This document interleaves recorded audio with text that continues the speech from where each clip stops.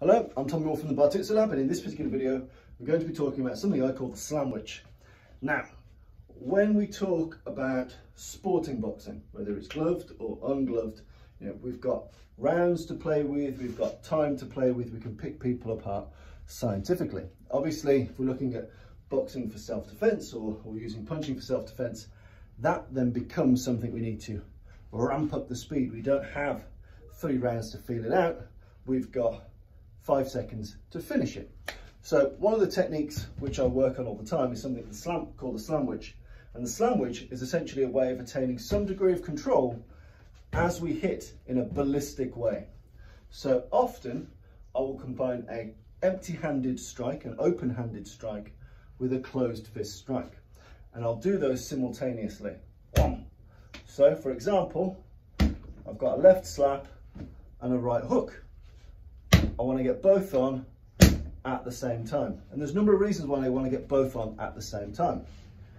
The first is that it's easier for me to get from an open-handed strike to a grab of his ears, of his face, of his beard, of his hair, of his jacket, of his hood, than it is with a closed fist. If I hit with a fist, there is some degree of micro adjustment to move into a grapple or control. Okay? So I want to be able to attain that grapple or control, but I want to do so ballistically. And that's where these slaps, whether they're cupped, open hand, face smash, it doesn't really matter as long as the hand is open to me. By the same token, I want to cause the concussive damage of the fisted strike. And many of us, although people love to fire these palm hands, whether it's a chin jab, whether it's a long range face smash, whatever it is, sometimes still the punch is king, and the punch is natural. The punch feels normal to us. When we're in a crisis, when we feel like the serial killer's at the door, often our inner gorilla takes hold and we curl. And we curl and we're ready with our fists. So in the Slamwich, I like to combine the two. So we get the power of the open-handed shot, and we get the versatility of being able to grab afterwards, and we get the pure concussive power of the punch. So a couple of Slamwich options which I like. The slap and the hook. The slap and the hook. These work really well from positions like the fence. As we're talking, I've got one option here with the hook. But if he's canny and leans back, I miss completely off balance. Even if I've got a really tight hook, there is some degree, if I'm throwing it in earnest, of reset. Because it's hit nothing, I still, even if I miss a little bit, I still need to reset into something else. If I just rely on a wicked power slap, again, if I miss it, if I cock it up, I'm slightly off balance. I'm too close to do a couple of other things, so my straights just aren't available to me. So I'm in this conversational range. So the Slamwich allows me to alter the ranges somewhat, in that one hand is slightly further back than the other. Typically I have the open hand going furthest away and the closed hand being closest to me. So that means that even if he dodges the hook, he's still getting hit with that, and then he's getting grabbed. Okay? We've got this on.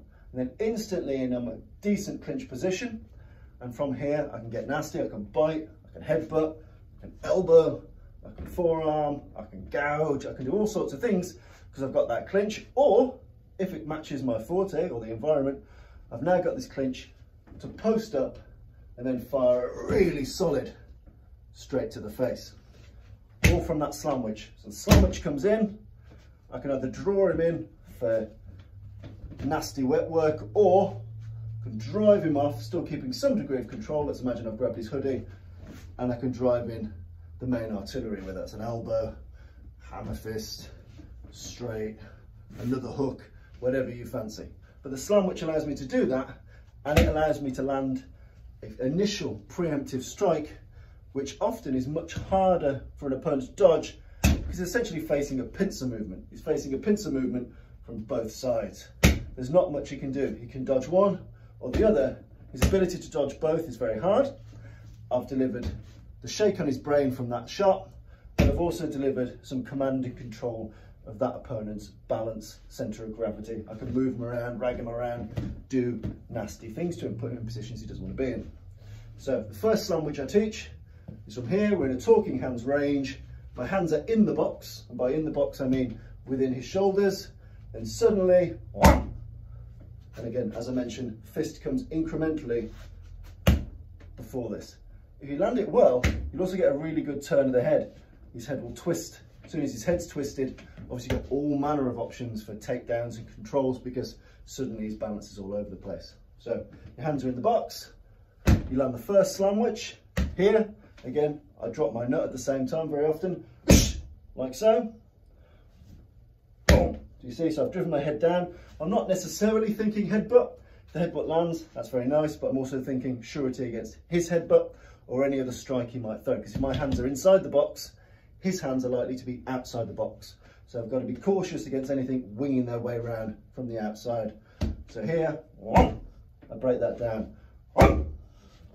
And then you've got all your nasties or your posting. And it's good to practice both. If you're just against one person, I do my Slamwich, I've not been hit because I've tucked my head down. I've now got that control and I can drive it in, bite him, knee him. If there's multiple opponents, I might want to immediately rag him off, smash him with something, and then move on to the next guy. So again, this gives me the option to post, strike and run or attack someone else, or to immediately take this confrontation to a different level of violence than he wants. So again, the Slamwich is very, very useful. A longer range Slamwich is something kind of called the crook shot. Based off this, came with a hook on it, or a crook. We hook him, we hit him, we drive him, we hit him, we drive him, we hit him. We use the same principle in this version of the Slamwich. So there's that one, where we have a slap or a chop, and typically a hook, and then an attachment or a posting. With the crook shot, we sneak immediately out. So we sneak this as if it were a jab, past his head, and then we pull into the shot. So in this version, I go straight past, I go straight past his head, and then pull him in as I smash. So this launches straight past his face, and then I've got typically a hammer fist, a cross, a headbutt, an elbow, whatever naturally makes sense comparing your physiognomy to their physiognomy. So, you know, however they're shaped, sized, what your fighting impetus is, what your fighting characteristics are. Either way, the long crook shot, we burst out, so we burst past the opponent, we get some degree of grab, and we immediately pull and push, pull and push, pull and push, pull and push, whatever you want it. Yeah, so it's headbutt, hammer fist, cross, hook, elbow, punch to the groin, whatever you fancy.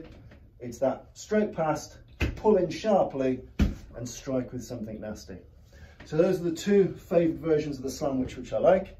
First one is typically from a fence.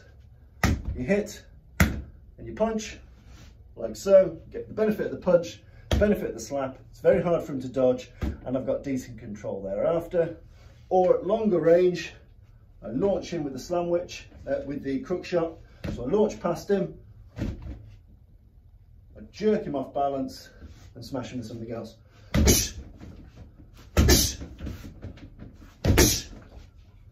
Both I find very useful, very interesting, great for opening up, essentially opening the gambit of violence. So whether we're here, and that's my preemptive, a bit closer away, and I want to finish a bit further away, I want to finish my opponent with something close range, I'll dart this in, dart, get the crook on, and then fire as you will. Hopefully you find the Slamwich interesting. I very much like it, especially the first iteration. You can get some real good torque with it. You can obviously practice it from both sides. It's a very useful tool, and it allows you to get into a grappling maul if you so wish, or to post off and finish. But it's quite a nice, safe, high percentile shot from the fence, because it's very, very hard to miss, and you're guaranteed to hit with effect and trauma something that your opponent doesn't want to be hit by. Hope you found that interesting. That was the Slamwich.